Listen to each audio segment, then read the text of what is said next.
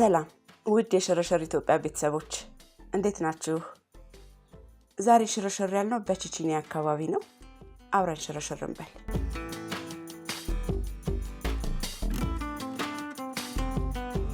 እንደምትመለከቱት ጉዟችንን የጀመርነው ከውሃ ልማት አካባቢ ነው። 22 ውሃ ልማት አካባቢ ወደ አትላስ እያቀናን በግራ በቀኙ በቺቺኒያ የተፈጠሩትን አዳዲስ ነገሮች አብረን የምናይ ይሆናል።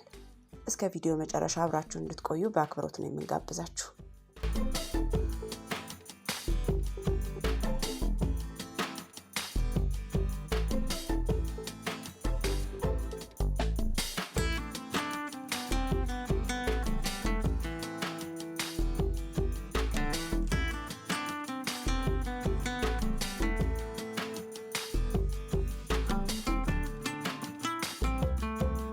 ቀረጻችንን ባደረግንበት ወቅትም እንደምትመለከቱት አስፋልቱ ተጠናቆ ቀለም የመቀባባቱ ስራ እየተሰራ ነበር። ስለ ቺቺኒያ ሰፈር ስናነሳ እንግዲህ ከስያሜው ነው መነሳት የፈለግነው። በዚህ ሽርሽራችን ከስያሜው ጋር በተያያዘ የሚያገኘናቸው መረጃዎች በስያሜው ዙሪያ ብዙ ሀሳቦች እንደሚሰነዘሩ ነው። የመጀመሪያው የቺቺኒያ ስያሜ አመጣጥ እንደሚለው ቺቺኒያ የሚለው ስም የወጣው በ1980ዎቹና 90ዎቹ በነበረው የፖለቲካ ሁኔታ ነው።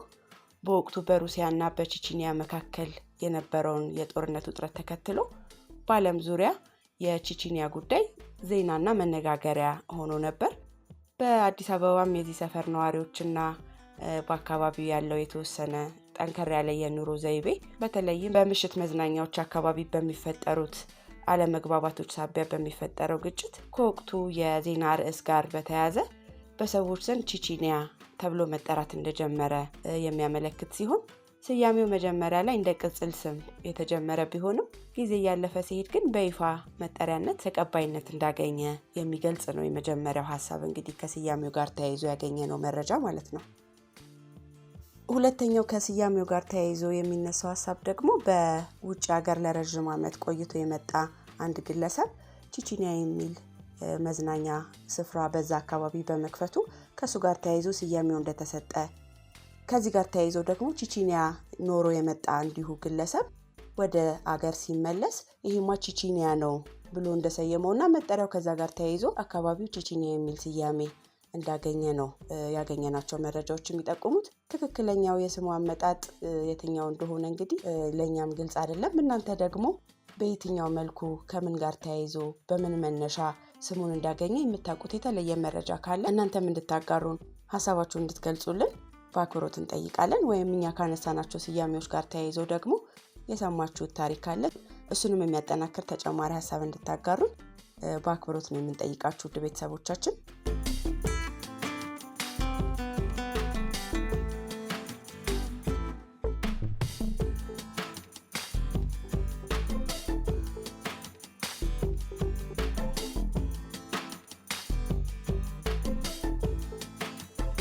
ቺቺኒያ እንግዲህ ቀደም ሲል እንዳልነው ከሩሲያ ጋር የተያያዘ ታሪካዊ መነሻ ቢኖረውም ዛሬ የአዲስ አበባ የዘመናዊነትና የነቃ ምሽት ህይወት መገለጫ ሆኖ የከተማዋ አካል ሆኗል። በጣም ደመቅመቅ ያለ የምሽት ህይወት የነበረው ሰፈር ነው ከዚህ ቀደም በነበረው ጊዜ ማለት ነው። በአዲስ አበባ የቀለጠው ሰፈር ተብሎ እስከ መጠራት የሚያደርስ እጅግ የሞቀና የጦፈ የሌሊት ህይወት የነበረው ሰፈር ነው። የተለያዩ ባሮች፣ የምሽት ክለቦች እና የመዝናኛ ቦታዎች በብዛት የሚገኙበት ሰፈርም ነው። ምንም እንኳን በምሽት ህይወቱ ቢታወቅም በውስጡ የመኖሪያ ቤቶች፣ ትናንሽ የንግድ ተቋማትና የዕለት ተዕለት ኑሮ መተግበሪያዎች ያሉበት የከተማዋን ፈጣን የኑሮ ለውጥ የሚያሳይ አካባቢ ሰፈር ነው ማለት እንችላለን። አሁናዊ ገጽታው ምን እንደሚመስል ደግሞ ግራ ቀኙን እያሳየናችሁ ድባቡን እንድትመለከቱ የምናደርግ ይሆናል።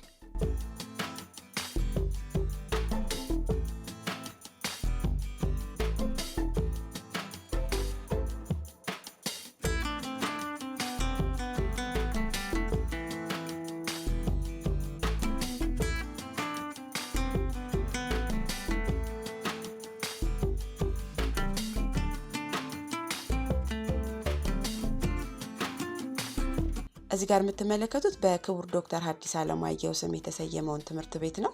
ትምህርት ቤቱ እንግዲህ ቀድሞ ከነበረው ሰፊ የሆነ የማስፋፋት ስራ እየተሰራበት ነው የሚገኘው። ሐዲስ ዓለማየሁ እንግዲህ በዚህ በቺቺኒያ አካባቢ ነዋሪ እንደነበሩና ከዛ ጋር ተያይዞም ትምህርት ቤቱ በእሳቸው ስም ሊሰየም እንደቻለ ነው ያገኘነው መረጃ የሚጠቁመን።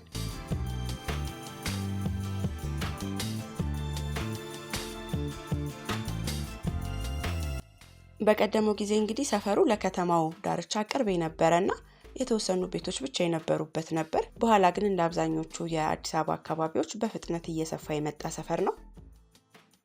አሁናዊ ገጽታውም እንግዲህ እንደምትመለከቱት ነው። ውድ ተመልካቾቻችን ቺቺኒያ እንደ ሌሎች የቦሌ አካባቢዎች ሁሉ በዘመናዊ የህንፃ ግንባታዎች እየተለወጠ ያለ ሰፈር ነው። ቀደም ብለው አገልግሎት ይሰጡ የነበሩ ባሮች፣ የምሽት ክለቦችና መዝናኛ ቦታዎች በብዛት ፈርሰው በመኖሪያ ቤቶችና በንግድ ህንፃዎች እየተተኩ የምትመለከቱት አይነት ህንፃዎች እየተሰሩ አካባቢው ይበልጥ ለንግድና ለቱሪዝም ምቹ እየሆነ መጥቷል።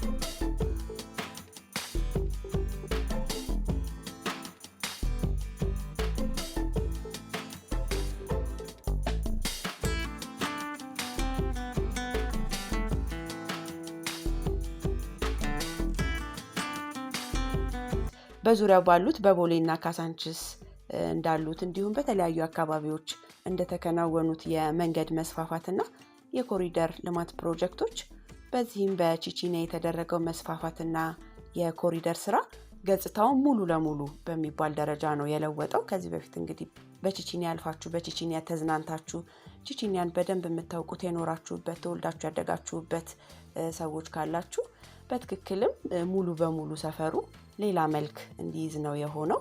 ከድሮ የሰፈር አኗኗር ወደ ዘመናዊ የቢሮና የመኖሪያ ኮምፕሌክሶች እየተሸጋገረም ነው።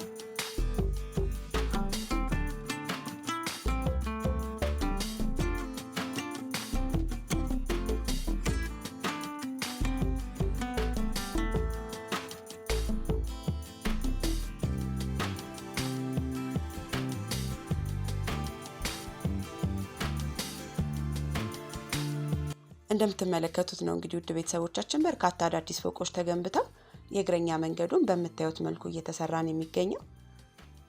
አስፋልቱን መስፋፋት ተደርጎለት ለሰፈሩ ተጨማሪ ውበትን ከማላበስ ሌላ የትራፊክ ፍሰቱን የተሳለጠ እንዲሆን አድርጎታል።